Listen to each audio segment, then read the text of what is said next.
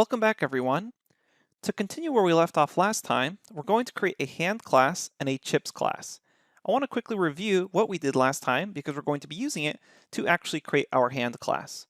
Let's come back up to the very top very quickly. Remember that we have these suits, ranks, and values. These are global variables that we can easily use. And most importantly, we have this values dictionary. That means I can pass in a rank, such as 2 or 3 or 4, and immediately get back its actual value for the sum. We're going to be using that in the hand when we want to calculate the value of a hand. What we'll be able to do is pass in the actual rank of the card and then get back the value itself. After that, we actually created instances of card classes. So what that means is we basically have this card object where the card object has a suit and has a rank. That means we should, when passing in a card, grab the rank attribute and pass that into the values dictionary in order to get back an actual numerical value. Then moving on to the deck class, this was just a way to quickly create 52 unique card objects to represent each card in the actual deck. So we can see here that we used a nested for loop. So for suit in suits, for rank in ranks, we went ahead and appended these card objects where we passed in the suit and ranks. We also created a way to print them out, shuffle the deck, and then deal from the deck. Now it's time, if we scroll down here, to actually create a hand class. The hand class is basically going to represent what cards are currently in someone's hand. So the hand class, when you start off, it's going to start with an empty list, and then we're going to add cards from the deck. So we'll be, if you come up here, calling deal from the deck, and then grabbing that single card, and then adding it to someone's hand, which is what we're going to use when we call this add card method. So remember, that's going to be an actual card object. Then we have a value attribute to the hand, which is just the current sum of the value for that hand. And then we also want to keep track of aces in the hand because recall that aces have that special rule where they can either be a 1 or an 11. So let's start with this method for adding a card.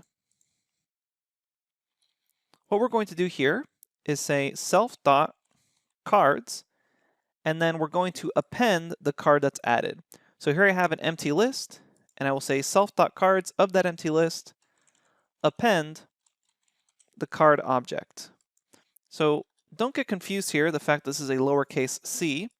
Keep in mind that the card passed in is actually going to be from this deck right here, meaning we're going to call deal off of this deck in order to actually grab a single card from it.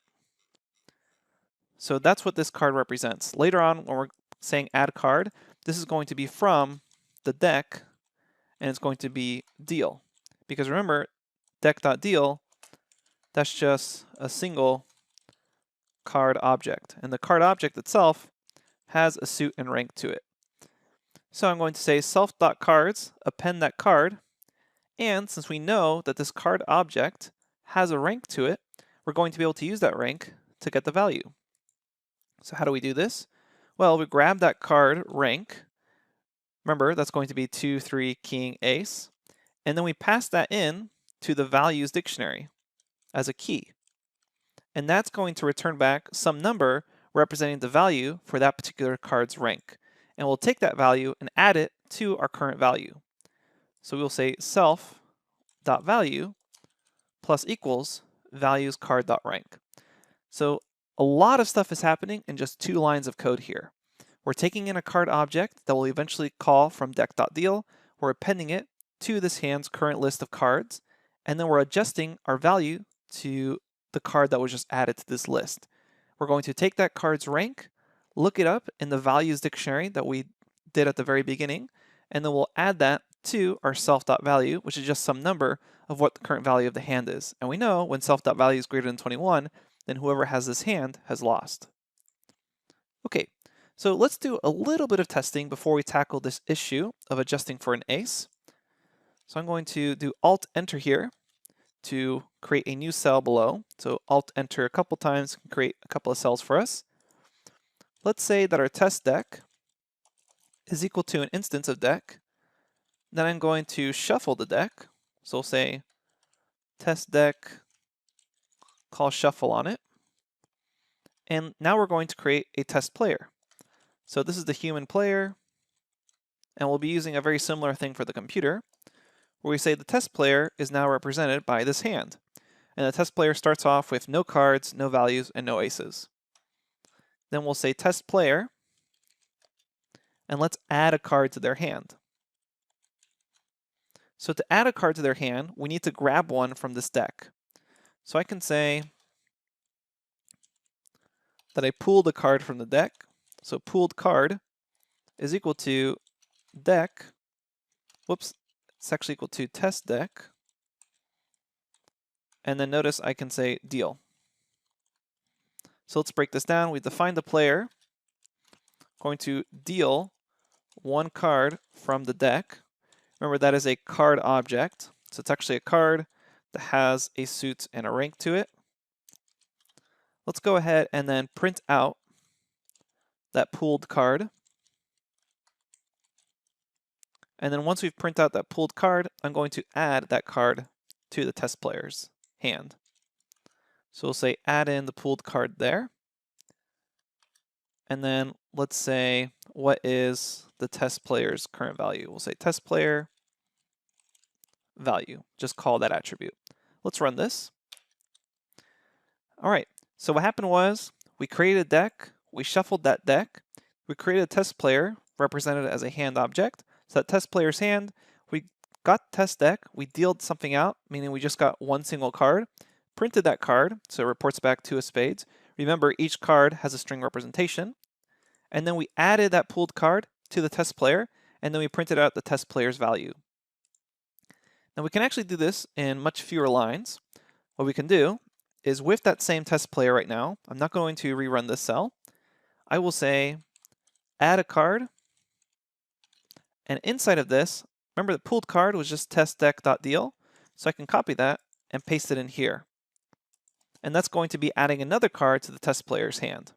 So I run that, and now let's check our test player's current value. And now it has a 12. And now we can do this over and over again to keep adding cards to this test player's hand. However, what we still need to do is adjust for the ace.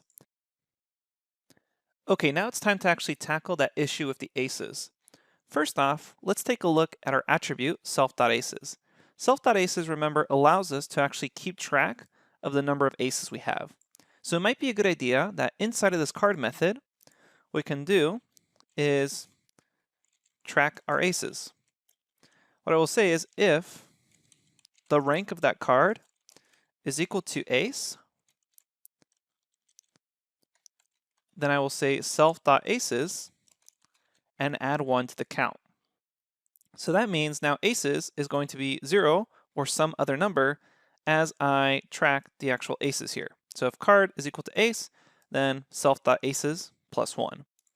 Then we need to adjust for ace. So there's two things that are going to have to happen here.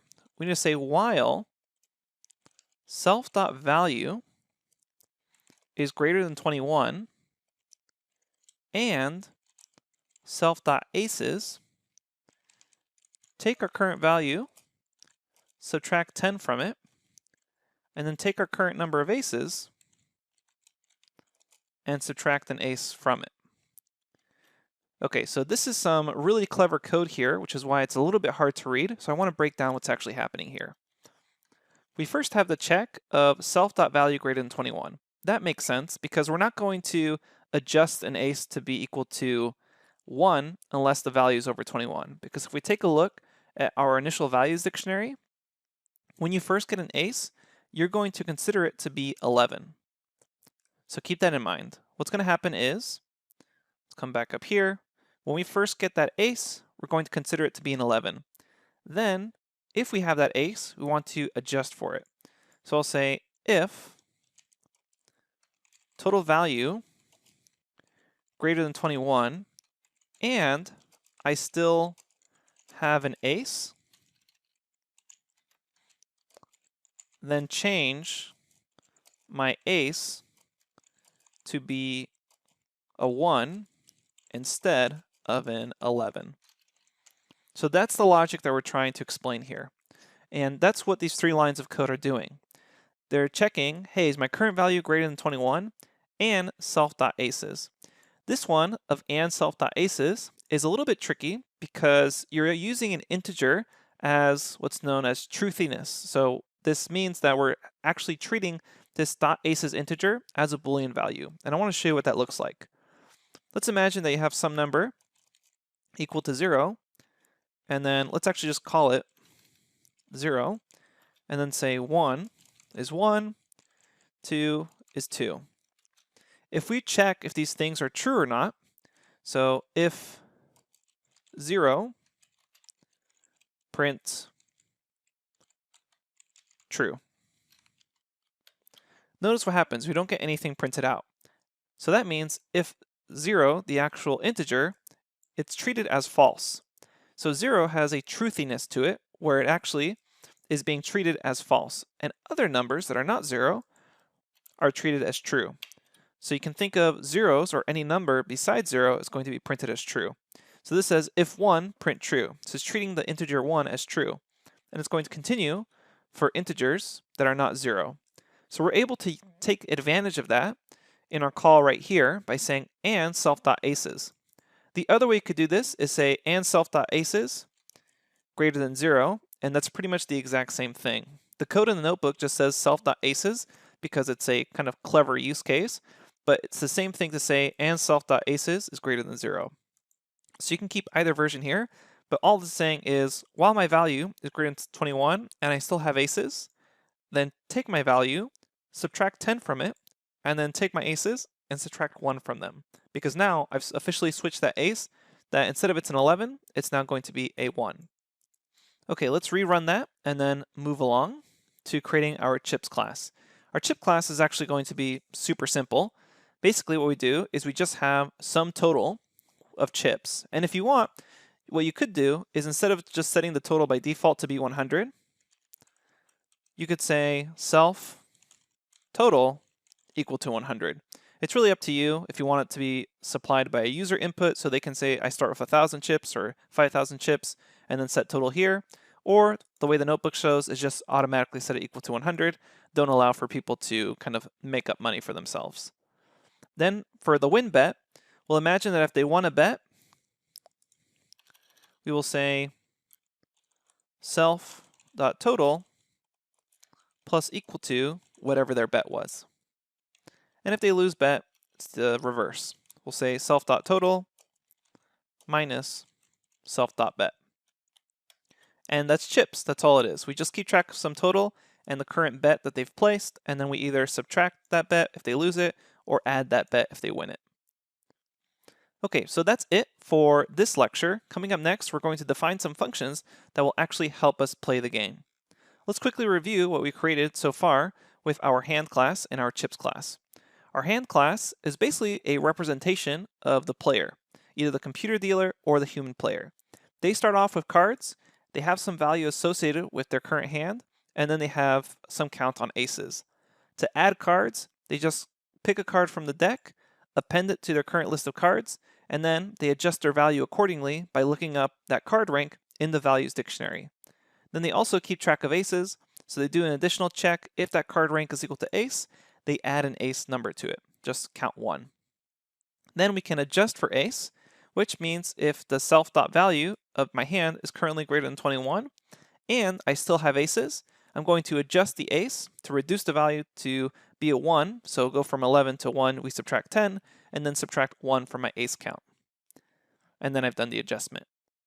All right, coming up next, we're going to go along with step 6, where we write functions for actually playing the game. The chips class itself was just adding and subtracting some bet from the total. We'll see you at the next lecture.